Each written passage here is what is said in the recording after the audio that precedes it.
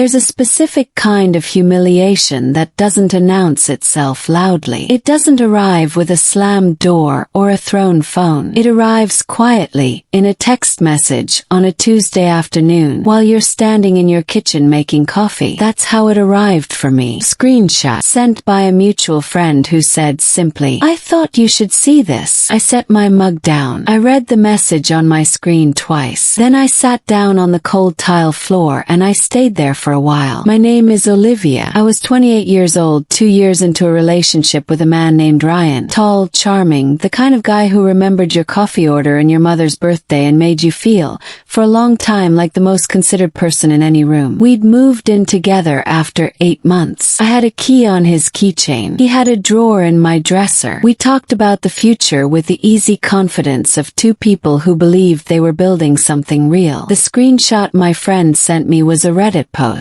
Ryan hadn't used his real name. He'd made a throwaway account, the way people do when they want honesty without consequences. But I knew it was him within 3 sentences. Cadence, the particular way he phrased things. The detail about the park near Callaway Street, where we'd gone on our 3rd date, the one with the broken fountain and the bench with the carved initials. He'd described it to someone else. He'd taken someone else there. The post was asking, and I want you to understand he was asking this genuinely, not as a joke, not as a hypothetical, whether sleeping with another woman while wearing a condom technically counted as physical cheating. His reasoning was that a condom created a physical barrier, a layer of separation, and therefore, in his mind, it wasn't real contact. It wasn't real infidelity. He had been going on dates with a woman who had a boyfriend. He had been working to convince her that the barrier of a condom made betrayal acceptable. I read that post 4 times, not because I didn't understand it the first time, but because each time I read it, I found a new thing to grieve. Not just the betrayal, though that was there, sitting heavy and cold in my chest, but the logic of it. The fact that this was how his mind worked. That he had built an entire philosophical framework around the architecture of a technicality. That the question he was asking wasn't "is this wrong?" but "can I get away with calling it something else?" Closed the app. I finished making my coffee, and I made a decision right there on the kitchen floor that I was going to be very, very calm about what happened next. Here is something I want to tell you about the weeks that followed. I did not confront Ryan. I did not cry in front of him. I did not ask questions I already knew the answers to. I went about my life with the careful steadiness of someone who has decided that the most powerful thing available to her is patience. Ryan came home that evening and kissed me on the cheek and asked what I wanted for dinner, and I said Thai, I think, and we sat on the couch and watched television, and he had absolutely no idea that I had spent the afternoon making a plan. The first thing I did was call my best friend Hannah. Hannah is not the kind of friend who tells you to breathe and look at the bright side. Hannah is the kind of friend who says tell me everything and then sits in silence for a full 30 seconds before she says, quietly but with complete certainty, okay, here's what we're going to do. She was the one who pointed out what I had already noticed but hadn't yet fully processed, that the girl in Ryan's post, the one he was pursuing, the one he'd taken to the park, was not anonymous to me. I knew who she was. Her name was Megan. We'd met twice, once at a birthday party for a colleague of Ryan's, and once, briefly, at a rooftop bar the previous summer. She was pretty and nervous, and had laughed a little too brightly at everything Ryan said. I had not thought about her again after either encounter. I was thinking about her now. I was thinking about the fact that she had a boyfriend of 2 years who had no idea that the man she was spending time with had posted a public internet question about whether a condom made what they were doing acceptable. I want to be honest with you. Part of me felt something complicated toward Megan. She had, by Ryan's own account, drawn a line. She had said no. She had named what was happening as emotional cheating and refused to go further. I did not feel warmth toward her exactly, but I did not feel rage either. She was a person being slowly convinced by a man with very motivated reasoning that something wrong was something fine. I understood that that particular persuasion from the inside. Her boyfriend's name was Daniel. I found him the way you find anyone in the connected world we live in, through a few degrees of social geometry, a mutual connection visible on a platform neither of us had thought much about in years. I messaged him on a Wednesday morning, kept it simple. I told him I had information about his relationship that he deserved to know. I told him I was not angry, not trying to cause drama, not pursuing any outcome other than honesty. I attached a screenshot of the Reddit post. Then I did something else. I went back through 3 months of Ryan's messages, the ones he had been less careful about, the ones from early in whatever this had become between him and Megan, and I forwarded them to Daniel as well. Not everything, not the mundane, the specific ones, the ones where Ryan had called her my person, the ones where he had described the park, the ones where he had outlined in his own words a plan to wear her down past the line she'd drawn. Daniel responded in 45 minutes. He said simply, "I knew something was wrong. Thank you." 2 words and a period. I sat with that for a while. Hannah called me that evening and asked if I was okay. I said I thought so. She said, "You gave a stranger his dignity back." I hadn't thought about it in those terms, but I wrote it down in the small notebook I keep on my nightstand because it felt true and I wanted to keep it. The confrontation with Ryan happened on a Friday. Not because I planned it for a Friday, but because that was the day he came home and his phone lit up on the kitchen counter while he was in the shower, and the name on the screen was hers, and something in me decided the time for patience had passed. When he came out of the bathroom, I was sitting at the table. His phone was in front of me, face down. He looked at me the way people look when they are calculating how much you know. I said his name, just his name. The way you say someone's name when you're not asking a question, when you're marking the beginning of something that is going to change the shape of a room. He sat down across from me, and I laid it out, not with tears, not with accusations strung together in a rising voice. I laid it out the way my attorney, the one I'd called 2 days prior, had suggested I think about hard conversations, clearly, sequentially, without gaps he could argue his way into. The Reddit posts, the messages, park, the condom logic that he had posted publicly for strangers to validate. He went very still. There is a specific stillness that comes over a person when they realize the ground beneath their narrative has shifted without their knowledge, when they understand they are not in the conversation they believed they were in. He was in that stillness now. He said, "How did you?" And I said, "It doesn't matter." He said, "It wasn't physical, we didn't." And I said, "I know." Quietly, "I know you didn't. I also know you were trying to. And I know how you were planning to justify it to yourself when you did." He started to explain the logic to me then. Condom, the barrier, the technicality. He said it carefully, as if he were presenting an argument to someone who simply hadn't understood it yet. As if the issue was my comprehension rather than his reasoning. I let him finish. Then I said, "Ryan, a condom doesn't make it not cheating. The same way a locked door doesn't mean you didn't try to open it." There was a long pause. The kind that has texture. The kind where you can hear the central heating clicking and the dog next door and the full weight of what has been said. He said he was sorry. I told him I believed him. I told him I also believed that sorry was a beginning and not an ending, and that for me, at this point, sorry was something I was going to take with me when I left rather than use as a reason to stay. I had already packed a bag. It was in the bedroom. I had not made a dramatic production of this. I had simply, over the course of 2 evenings, moved the things that were most mine back toward myself. My books, my grandmother's ring, the cast iron pan I'd brought from my first apartment. He asked if there was anything he could say. I told him the honest truth. "You already said everything. You said it on Reddit." Picked up my bag, picked up my keys. I walked to the door, and I want to be honest with you about what I felt in that moment, because I think sometimes these stories are told as if the ending is a triumph with swelling music and perfect clarity. What I felt was tired and sad, and underneath both of those things, something smaller but more durable, a kind of respect for myself that I had not known was missing until it was suddenly present. Daniel, I learned later through Hannah, had ended things with Megan that same week. Whatever had happened in that conversation I don't know, and I didn't ask. What I know is that Ryan had built an entire architecture of justification, the technicalities, the barriers, the careful redefinitions of words like cheating and contact and real,